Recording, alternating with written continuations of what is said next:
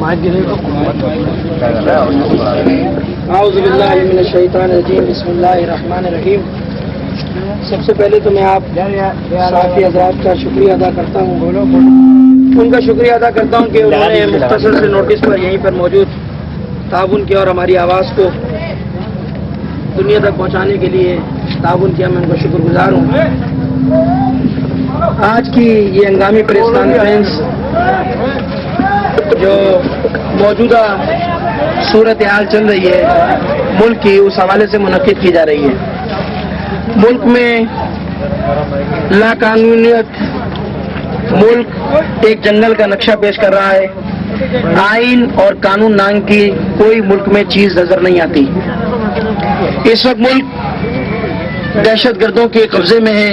اس ملک کو دہشت گردوں نے یرغمال بنایا ہوا ہے اور تسلسل کے ساتھ وقفے سے کراچی کے اندر ٹارگٹ کلنگ ہو، کراچی کے اندر لوگوں کا قتل و غارت گری ہو، یا سانحہ کوئٹہ ہو، سانحہ لاہور ہو، تسلسل کے ساتھ ملک کے اندر کسی ایک مکتب فکری کے خلاف نہیں، تمام مکاتب فکر کے خلاف دہشت گردی ہو رہی ہے. دہشت گردی کا سلسلہ جاری ہے. کچھ لوگ ذمہ داران حکومت کے ایوانوں سے بھی آواز آتی ہے، حکومت کے لوگ بھی کچھ یہ باتیں کرتے نظر آتے ہیں کہ صاحب شیعہ سنی جھگڑا کرانے کی سازش کی جا رہی ہے، شیعہ سنی کو فسادات کرانے کی سازش کی جا رہی ہے. میں اس بات کی نفی کرتا ہوں. شیعہ سنی کے درمیان کوئی شیعہ سنی مسئلہ نہیں ہے، کوئی شیعہ سنی جھگڑا نہیں ہے. شیعہ سنی کے درمیان مثالی اتحاد موجود ہے، ایک دوسرے کے ساتھ تعاون میں، ایک دوسرے کے ساتھ رابطے کے اندر کوئی ایسا مسئلہ نہیں ہے.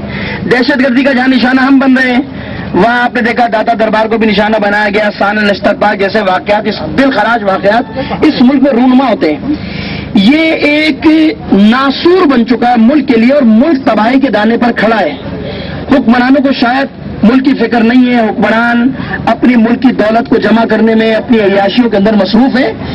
حیرت اس بات پر ہوتی ہے کہ حکمران بلند و بانگ دعوے کرتے ہیں کہ صاحب ہم دہشت گردی کے خلاف یہ اقدام کر رہے ہیں، ہم دہشت گردیوں کا نیٹ ورک توڑ رہے ہیں، ہم نے یہ کر دیا وہ کر دیا.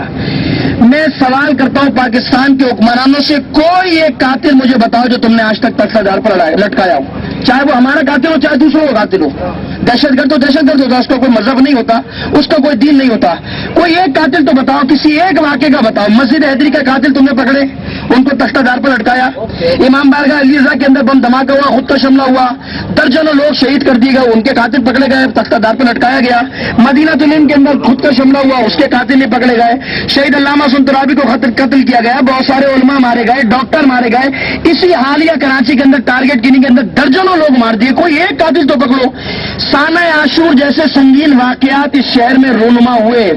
اگر اس پر توجہ دی جاتی تو 40 جیسے واقعات رونما ہوتے ہیں. آپ نے دیکھا 40 کا واقعہ بھی رونما ہوا. کوئی ایک قاتل پکڑو، کوئی ایک دہشت گرد پکڑو. اور جن کو سی سی پی او صاحب نے ظاہر بھی کیا وہ بھی سٹی کورٹ سے فرار کر گئے. ان کے لیے کوئی اب تک اقدام نہیں کیا گیا، کوئی مجرم نہیں پکڑا گیا، کوئی قاتل نہیں پکڑا. بابا حکمران، وزیر داخلہ، ہر منسٹر یہ کہتا نظر آتا ہے کہ ہم دہشت گردوں کے خلاف جنگ لڑنے. کوئی ایک قاتل تو بتاؤ، کسی ایک مجرم کو تو پکڑو. دہشت گردوں کو جیکٹوں کے ساتھ پکڑا ہے، خودکش حملہ آوروں کو کہاں گئے؟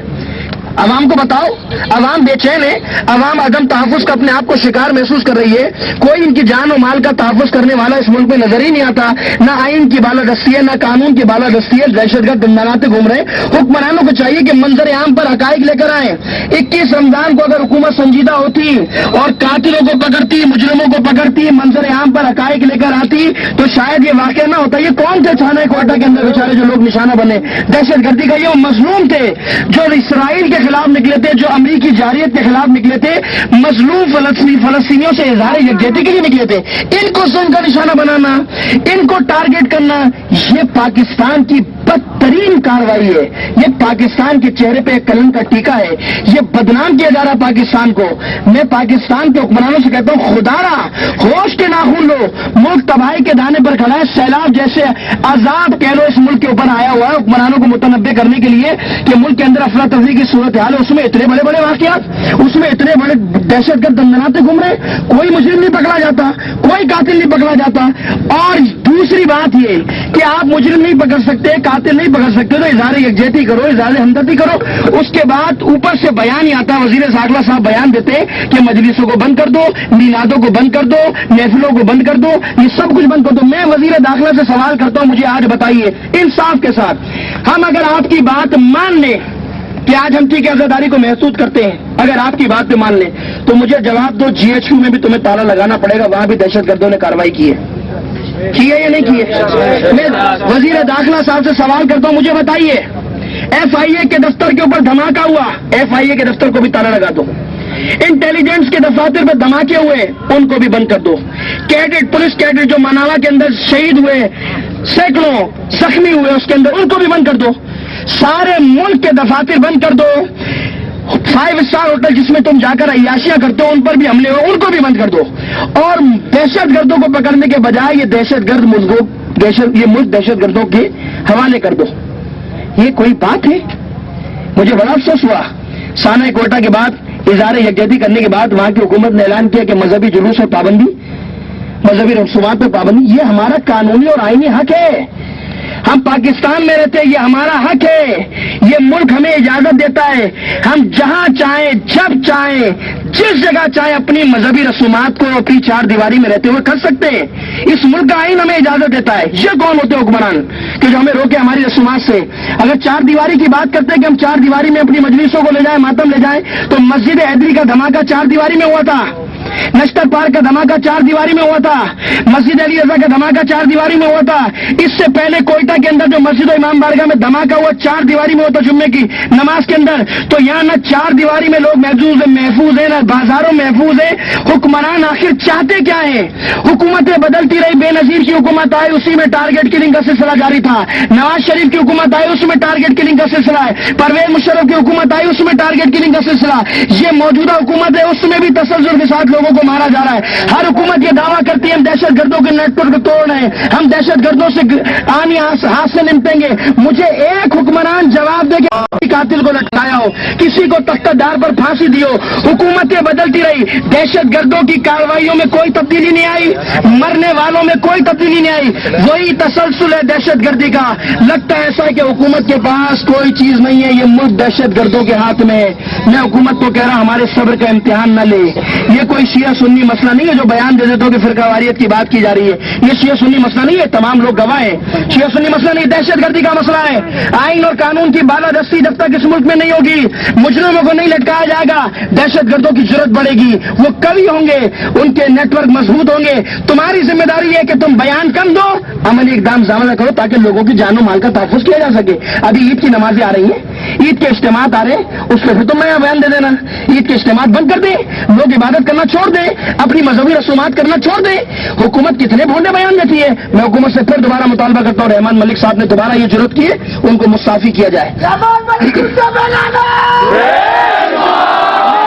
میں آپ لوگوں توسل حکمرانوں کو کہتا ہوں، اگر وہ چاہتے ہیں کہ اس ملک کو چلانے کے لیے تو ہم ہر طرح سے تعاون کرنے کے لیے تیار ہیں. ہر طرح سے پاکستان کے گلگت سے لے کر کراچی تک ہمارے علماء، ہماری قوم حکومت کے ساتھ تعاون کرنے کے تیار ہے. اگر وہ دہشت گردوں کا نیٹ ورک توڑنے میں، دہشت گردوں کو ختم کرنے میں سنجیدہ، ہم ان کے ساتھ تعاون کریں گے. نہیں کر سکتے تو ہم تمہیں اجازت نہیں دیں گے تم کسی کے جان و مال سے کھیلو. ہم اپنا تحفظ کرنا جانتے ہیں، ہمیں پتہ ہے ہمیں تحفظ کیسا کرنا ہے. تم ایک دفعہ ہمیں بتا دو کہ ہم تمہاری سیکیورٹی نہیں کر سکتے تو ہم سارے معاملات اپنے خود چلائیں گے. حکومت بلوچستان سے میں مطالبہ کرتا ہوں اعلیٰ عدالتی کمیشن قائم کیا جائے، واقعے کے حقائق کو لایا جائے، منظر عام پر لوگوں کو بتایا جائے کون دہشت گرد ہیں، کون سے گروہ ہیں، کون سے نیٹ ورک ہیں. اس ملک کے ادارے کیا کر رہے ہیں؟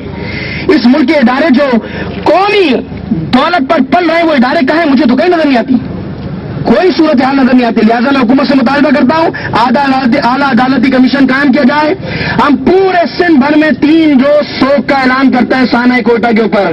حکومت سے مطالبہ کرتے ہیں کہ جو لوگ مجروح ہوئے, جو لوگ زخمی ہوئے, ان کا مفت معاوضہ کیا جائے, علاج کیا جائے. اور ایسا علاج نہیں کہ آج دعویٰ کر دیا اور 2 مہینے بعد جو حکومت نے, جیسے سانہ عاشور کے اندر 40 کے اندر ہوا کہ پہلے تو بڑا جوش میں اعلان کر دیا, شور مچا دیا گیا کہ ہم علاج کریں گے, ہم سب کچھ کریں گے.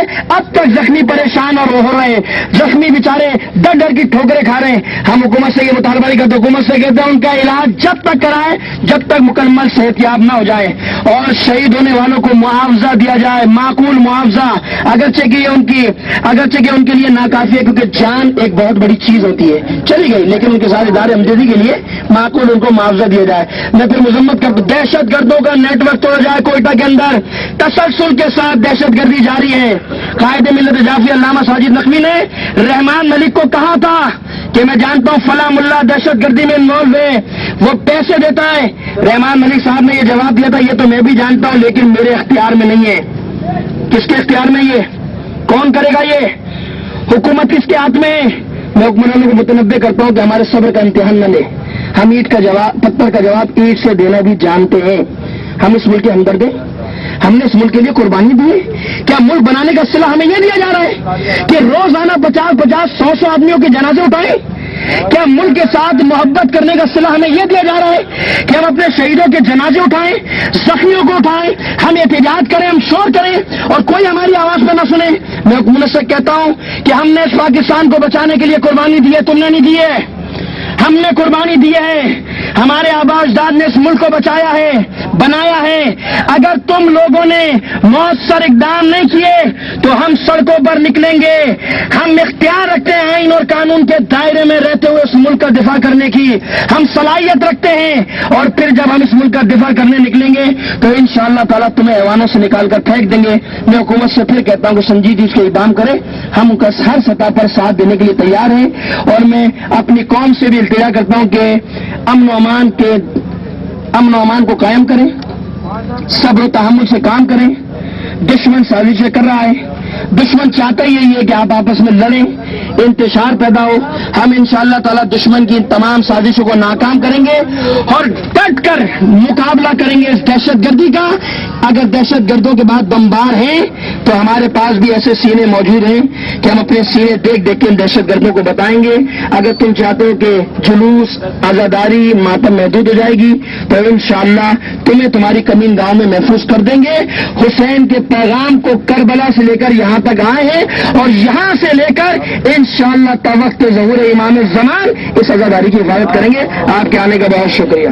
کوئی سوال ہو؟ علامہ یہ بتائیے گا, کیا جو لڑکے گرفتار ہوئے تھے ان کی رہائی ہو گئی, اور یہ دھرنا جو آپ نے 5 گھنٹے تو جاری کیا رکھا ہے یہاں پر, وہ کب ختم ہوگا؟ اچھا, اس کے حوالے سے بھی میں آپ کو بتا دوں, ایک جو اعلان ابھی میرے پاس آیا ہے, کوئٹہ کے اندر ہڑتال کا اعلان کیا ہے.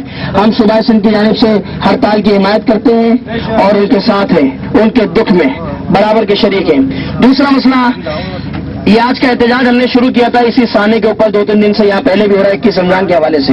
لیکن جب آج ہمارے مظلوم لوگ احتجاج کرنے کے لیے سڑکوں پر نکلے اور لوگوں سے رضاکارانہ طور پر کہا کہ بھائی دکانیں بند کر لو, 75-70 آدمی ہمارے شہید کر دیے گئے, ہمارے ساتھ تعاون کرو, تو چند شرپسند لوگوں نے زد و کوب کیا, ان کو مارا, ان کو کوٹا. اس کے بعد ظاہری بات ہے جب صورتحال خراب ہوئی تو کچھ لوگ انتظامیہ نے بھی گرفتار کیے, انتظامیہ نے ہمارے لڑکے چھوڑ دیے, وہ آ گئے. اس حوالے سے ہماری اور سیاسی جماعتوں سے بھی رابطے ہوئے ہیں. میں نے اہل سنت کی جماعت کے بھی علماء سے رابطے کیے ہیں, اس معاملے کو بھی ہم دیکھ رہے ہیں وہ کیا صورتحال ہے. وہ بھی ہمارے اہل سنت کے علماء بھی ہمارے رابطے میں آئے, اور شعیب بخاری صاحب سے بھی میرا رابطہ ہوا ہے. واسف جلیل جو رابطہ کمیٹی کے انچارج ہیں ان سے بھی میرا رابطہ ہوا ہے, وہ بھی میرے رابطے میں, اور وہ بھی ہمیں تعاون کی یقین دہانی کرا رہے ہیں کہ اگر لڑکے ہمارے پاس ہوئے تو انشاءاللہ ہم آپ کے پاس چھوڑ دیں گے. یہ 10-15 منٹ کے اندر یہ بات میرے پاس رپورٹ آ جائے گی. 4 بندے ہمارے چھوٹ چکے ہیں, 1-2 کا مسئلہ ہے, وہ بھی میرے پاس رپورٹ آ جائے گی. اس کے بعد انشاءاللہ تعالیٰ پرامن طور پر دھرنے کا اختتام کریں گے, اور میں لوگوں سے بھی کہوں گا پرامن طور پر جو ہے وہ اپنے گھر پہ منتشر ہو جائے گا. جیسے آپ کے مسائل ہیں, لوگ بھی آ گئے ہیں, جو اسکوٹریں تھیں وہ بھی ریکور ہو گئی ہیں, رینجرز کے پاس جو لوگ تھے وہ بھی چھوٹ گئے ہیں, تھانوں کے اندر تھے وہ بھی چھوٹ کے آ گئے میرے پاس, یہی ساتھ کھڑے ہوئے, اور ایک زخمی تھا وہ بھی ریکور ہو گیا, وہ جعفر تیار اپنے گھر پہ چلے گئے. اسی طرح پرامن رہی ہے, اور انشاءاللہ تعالیٰ 10-15 منٹ کے اندر یہ دھرنا ختم ہو جائے گا. اور ہم حکومت سے مطالبہ کرتے ہیں جب یہ لوگ واپس جائیں, چند شرپسند عناصر, میں پھر بتا رہا ہوں, چند شرپسند عناصر ہیں، مجھے نہیں معلوم کس جماعت سے تعلق ہے، لیکن میرے پاس اطلاعات آ رہی ہے RCD پہ انہوں نے فائرنگ کی ہے، آتے میں ماتمیوں کو ہراساں کیا ہے۔ میں حکومت سے مطالبہ کرتا ہوں ان کی سیکیورٹی کا بندوبست کیا جائے، جب یہ لوگ اپنے واپس جائیں ان کی ذمہ داری ہے تحفظ کرنا، ان کو تحفظ کریں، ان کی سیکیورٹی کریں، کیونکہ جو یہ خبر گرم ہو رہی ہے، انچولی کے اندر بھی لوگ نکلنا شروع ہو گئے، شارع فیصل پہ بھی لوگ آنا شروع ہو گئے، لہٰذا حکومت سے کہتا ہوں جلدی اقدامات کریں تاکہ ہم اپنے لوگوں کو بازیاب کرائیں اور اس دھرنے کے ختم کرنے کا اعلان کریں۔ بہت شکریہ۔ کوئی سوال کسی